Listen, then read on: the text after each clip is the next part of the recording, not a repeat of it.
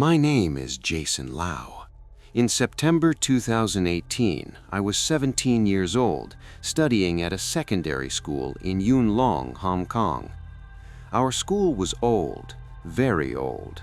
One building on campus had been closed for years. Teachers said it was unsafe. Students said it was haunted. On September 14, I stayed late to finish a group project.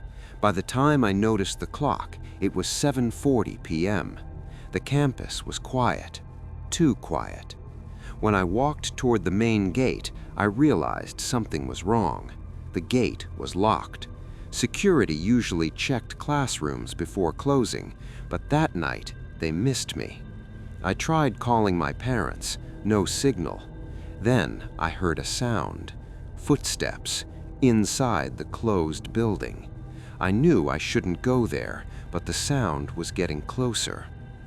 I pushed open the door of the abandoned block. The air inside was cold and smelled like dust and damp paper.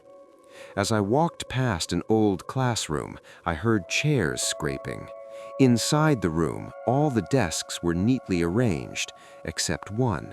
It was facing the wall and rocking by itself. Suddenly, the school bell rang, loud, sharp, but it wasn't time for classes. The sound echoed through the empty halls.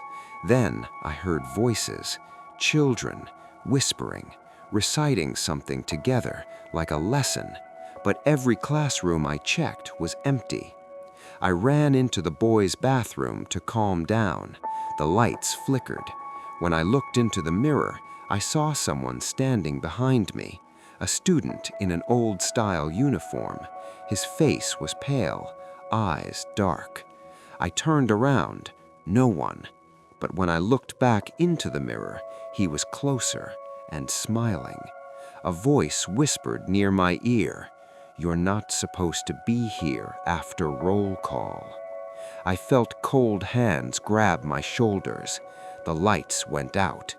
In the darkness, I heard many footsteps surrounding me, standing too close.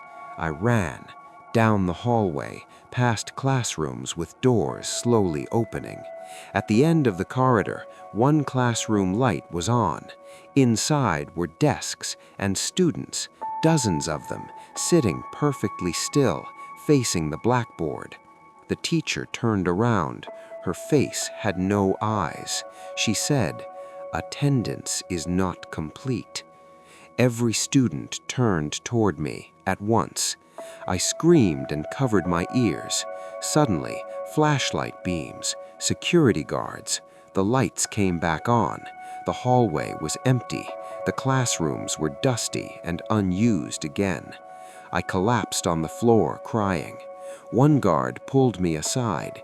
His voice was serious. "This building," he said, "used to be a wartime shelter. Children hid here. Some never left." He looked at me and added, "They still do roll call."